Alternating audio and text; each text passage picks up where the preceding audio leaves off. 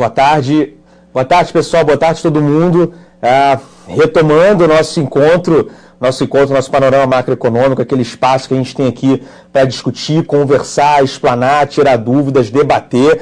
Primeiro de 2014, então eu inicio desejando feliz ano novo a todos, muito sucesso, contem com a gente aqui para o que precisar, desejo bons investimentos, boas oportunidades, boas ideias, bons relacionamentos a todos, tá? E dando o pontapé, acho que começando com mais 3 pés direitos aqui em 2014, prazer imenso, um orgulho de apresentar Zeina Latif, como a gente já tinha conversado no último programa, dia 6 de janeiro, quando eu retornasse, e o ano, vamos dizer assim, realmente emplacasse, a gente estaria aqui com a presença dela. Estou trazendo ela para apresentar. Antes de a gente começar, já entrar aqui no nosso campo, na nossa seara econômica, dar as boas-vindas. Zeina, muito obrigado. Um orgulho de ter agora a Zeina como nossa parceira, nossa colaboradora aqui e na presença aqui no nosso programa.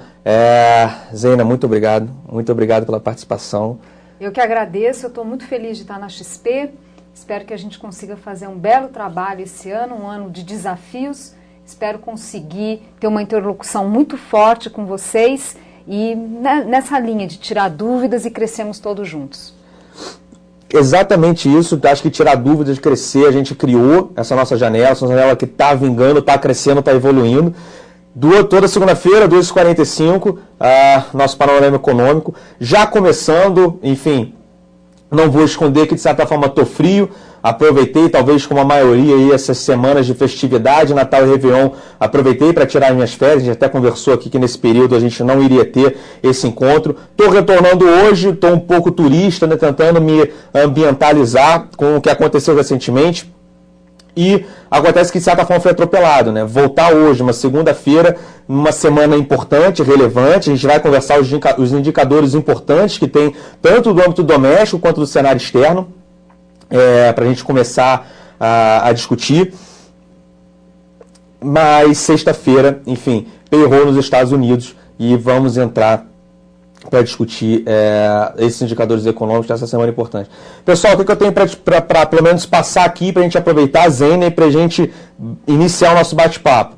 Mercados como um todo estão começando o ano agora, acho que para quem esteve aqui, para quem ficou na mesa e para quem acompanhou as estatísticas de volume, tanto na semana do Natal quanto na semana anterior, que marcou o Réveillon, volumes extremamente baixos, não foi de se espantar. Tá, em linha com a sazonalidade, em linha com esse padrão de final de ano, ainda mais quando as festividades acabaram ficando no meio da semana, você acaba tendo pontes, enforcamentos, etc. Para quem já acompanhou volumes, hoje já foram muito mais expressivos, então vamos botar aqui, 2014 de fato está começando hoje, está começando esse dia 6 de janeiro, tá? E o que vale a pena comentar é que a dinâmica continua, de certa forma, alguma cautela. Tá? Praças asiáticas iniciaram, vamos dizer, essa primeira semana formal de 2014 no campo negativo. Acho que tivemos fortes correções na bolsa japonesa, uma queda de 2,3%. China também realizando bem, tá? Caindo próximo de 2%. O que teve de novidade, já estava na agenda da semana, era PMI de China, sempre bastante próximos sendo monitorados. PMI de serviços, de certa forma, desapontou, veio mais fraco que o esperado. E o news flow, o fluxo de notícias nas praças chinesas, voltando a trazer alguma preocupação das autoridades por lá, em tentar frear, em tentar controlar a disseminação de crédito e o ritmo de expansão de crédito, principalmente aqueles vindos de sistemas não convencionais, que a gente chama de shadow banking. Essas notícias, junto com um dado um pouco mais aquém da atividade chinesa, ajudou o mercado por lá a inaugurar o ano, entre aspas, vamos dizer assim, com o pé não muito direito. A Europa vinha sustentando uma estabilidade até o momento e praças domésticas, na verdade, abriram sem uma tendência muito definida. Tá? Essa que está a cara para a semana. Já para antecipar aqui indicadores que vamos ter de importante relevância doméstica, a gente vai ter produção industrial, tá, de dezembro, e vamos ter o IPCA também oficial de dezembro. Com isso a gente fecha o que foi 2013 em termos de atividade industrial e o que foi 2013 em termos de inflação. Tá? Indo para a pauta internacional, já teve hoje aí por volta da tarde, 1 hora da tarde, saiu um indicador um pouco abaixo do esperado nos Estados Unidos. O principal indicador coincidente do setor de serviços, o ISM de serviços veio mais fraco, saiu de 53,7, a expectativa era de uma alta perdão, 53,9, a expectativa era uma alta de 54,7, caiu para 53, então veio no contrapé das expectativas. De novo, acho que a dinâmica de divulgações de dados econômicos dos Estados Unidos continua, de certa forma, muito contraditórias. Tá difícil ainda você se formar um direcional mais claro e ganhar um certo conforto em bater o martelo e traçar essa recuperação norte-americana que ela está em curso, e as preocupações com os Estados Unidos já ficaram para trás. A gente acredita, de certa forma, precoce esse tipo de análise. E temos, sexta-feira, payroll. Aí sim é o dado de grande relevância, sempre a divulgação mais aguardada de todo o mês. Sexta-feira, 11h30 da manhã, payroll nos Estados Unidos de dezembro. Tá? E Zena, aproveitando aqui, só para emendar o bate-papo que a gente conversou no último encontro de 2013, acho que sempre, sazonalmente, a demanda era o que esperar para 2014. Né? E até abrindo o jogo aqui, os bastidores, uma frase que numa conversa que a gente teve por e-mail que você soltou para mim, virou o título do nosso panorama mensal, né, que ficou disponível aí no final de semana passada, nosso panorama mensal de janeiro, onde não sei se você está lembrada, mas você numa conversa falou comigo, eu aproveitei como título que era 2014. Cautela sim, pessimismo não. A gente trabalhou aqui, então já emendando a bola assim para o que esperar e vamos trabalhar um pouco essa história de 2014. A gente discutiu até no panorama mensal, até uma pergunta um pouco contra-intuitiva, assim, o que teve de bom em 2013, vamos dizer assim? Foi um ano marcado, acho que por revoltas sociais, foi um ano marcado por revoltas no mercado financeiro, né? A gente teve uma degradação generalizada no ativo doméstico, seja ele preço de câmbio, seja juros, ou seja bolsa, ou seja, a princípio, superficialmente, não foi um ano positivo, vamos dizer assim, né? Só que o que a gente exercitou aqui no último encontro é tentar responder o que aconteceu de bom em 2013. A gente, pelo menos, chegou a duas conclusões aqui. Pelo menos, acho que foi um ano de aprendizado. Então, a gente começa a perceber uma certa evolução, acho que do poupador brasileiro, do investidor brasileiro, no sentido de começar a buscar uma maior necessidade por informações, em começar a ver que o paradigma da economia brasileira nesse aspecto de investimento está mudando, ou seja, sabe entender e se preocupar mais com o seu patrimônio, com a gestão do seu patrimônio, com o entendimento de certos riscos. Não é mais um supérfluo, que acho que aquele ambiente macro de taxas reais de 2 dígitos de juros rendiam para a gente. Hoje em dia o ambiente é outro, a complexidade é outra, então não entender de investimentos, dedicar um certo tempo, uma certa energia com isso, não é mais supérfluo, sim uma necessidade. Acho que 2013 mostrou isso bem firme.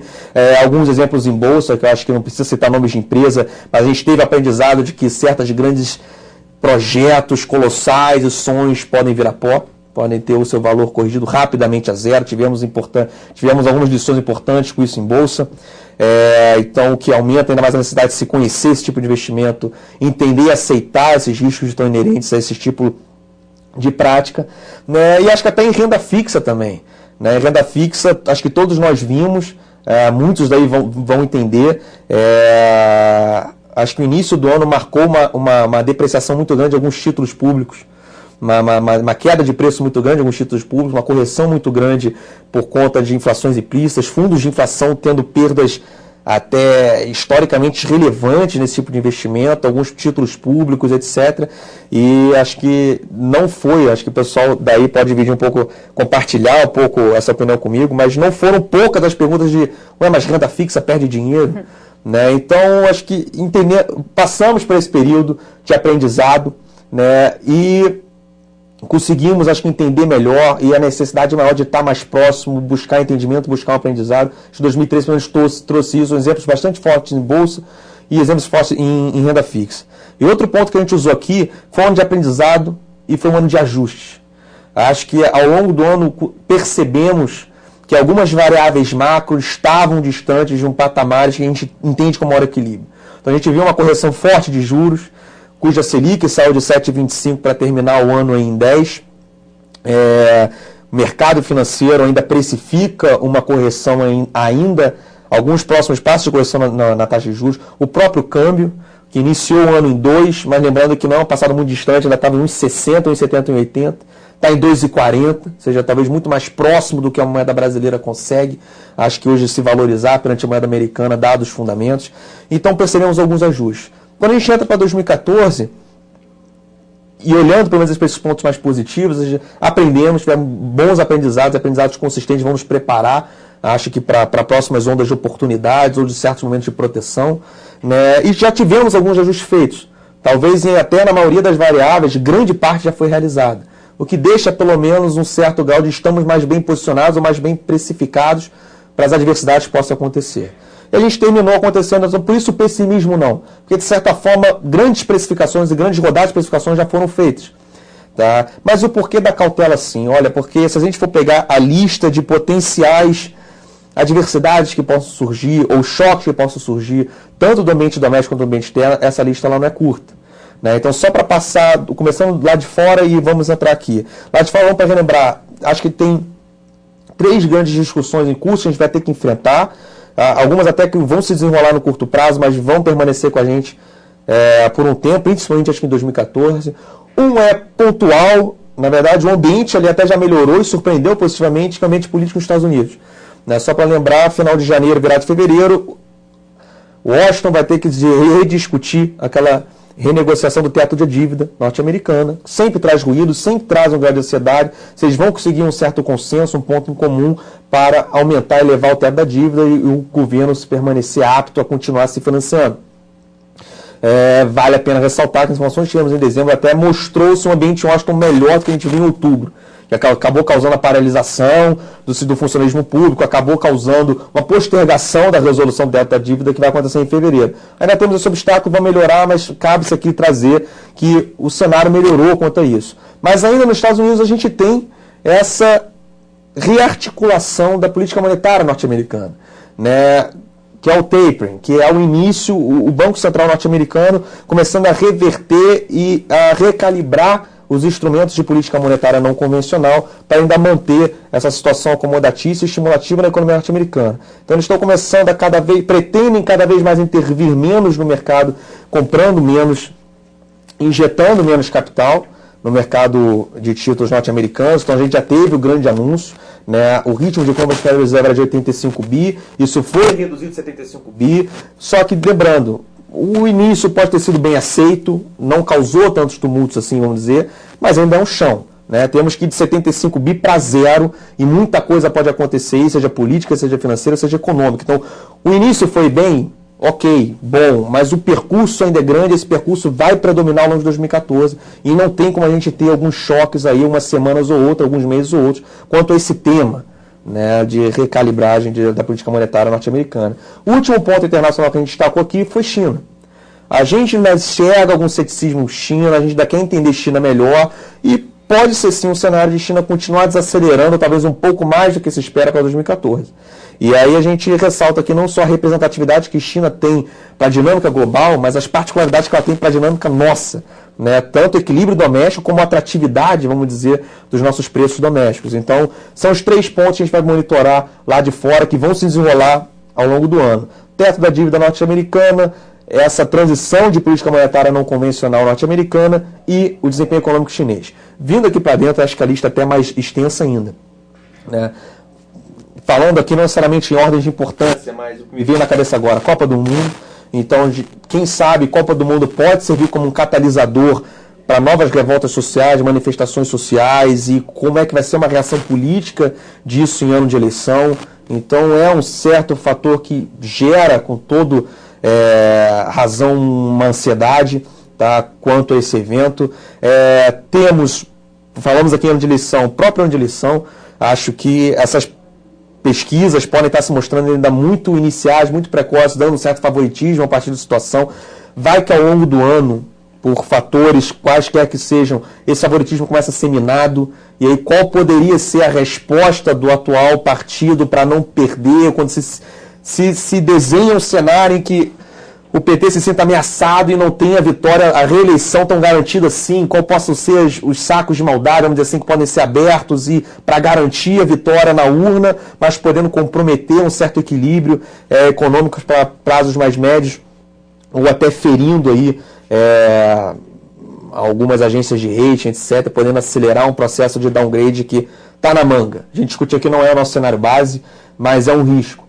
Né? Então, coisa isso, existe a desconfiança de conta fiscal, comportamento das contas fiscais de 2014, existe a própria desconfiança do ritmo de atividade, vai que o PIB acabe decepcionando um pouco, a gente viu que a virada do ano não foi tão forte assim, se a gente pegar, pelo menos num nível anualizada, a média do segundo semestre foi muito próxima a zero, então é com essa dinâmica de zero que a gente atravessa o ano, vamos ver como é que se dá o início de 2014, né?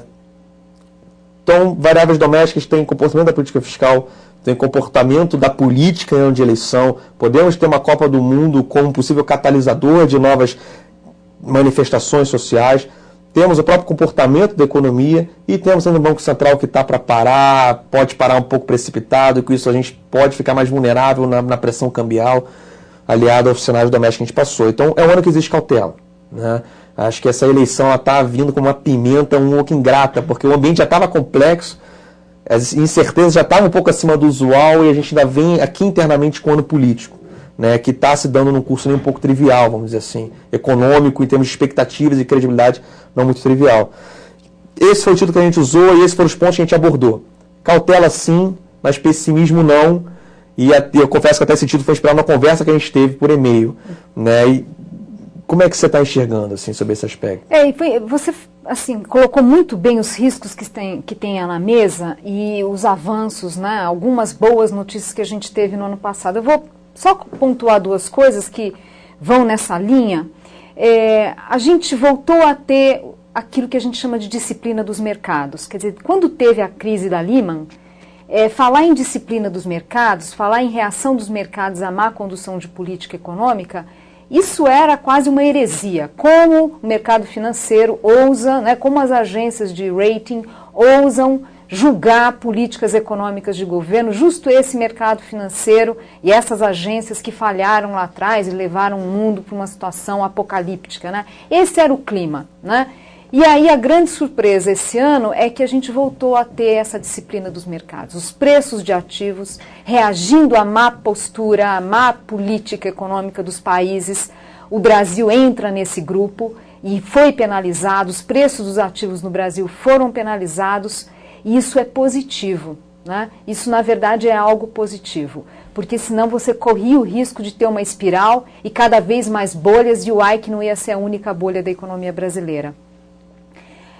A outra questão é a reação do governo a isso. Ainda que ela seja aquém do que gostaríamos, ainda que a gente veja ainda muito intervencionismo estatal, falta de clareza de diagnóstico, falta de clareza das políticas, é tudo muito assodado, é muito improvisado, ainda que isso continue valendo, o fato é que o governo ficar preocupado com o risco de rebaixamento, isso é muito positivo, porque, de novo, evita uma espiral, evita uma trajetória de dobrar apostas, de fazer coisas que lá na frente vão ter um custo enorme para a economia. Então, algum tipo de pragmatismo do governo, ainda que não seja como a gente gostaria, isso é uma luz no fim do túnel, no sentido de, pelo menos, evitar dobrar apostas e maiores desastres. Nessa questão dos riscos que tem, tanto vindo de fora como do Brasil, que o Daniel elencou, acho que dá para a gente imaginar duas coisas. A primeira é que a gente tem essas válvulas de equilíbrio, né, que acabam compensando, quer dizer, se tem erro, a agência de risco reage, os mercados reagem, o governo maneira um pouco. Mas o fato é que eu acho que o ambiente macroeconômico ainda pode piorar, tende a piorar no curto prazo. A gente não pode esquecer que o Banco Central está subindo juros e tem efeito disso para materializar na economia, e a política monetária ela funciona de fato, então ela tende sim a deprimir uma parte aí, né, da demanda agregada com impacto no PIB. Isso pode gerar uma preocupação do governo maior e aí uma busca por pragmatismo em ano de eleição. Quer dizer, talvez a gente tenha uma piora do ambiente macroeconômico ainda por vir, num cenário internacional ainda incerto, com riscos.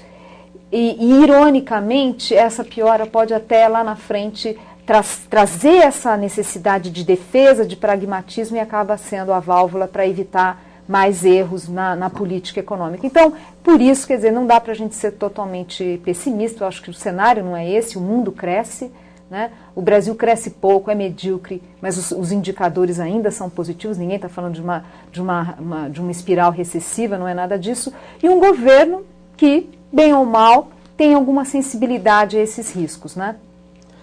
Exatamente. Cautela sim, pessimismo não. Né? E disciplina, né? Acho que não dá para fazer uma análise e achar que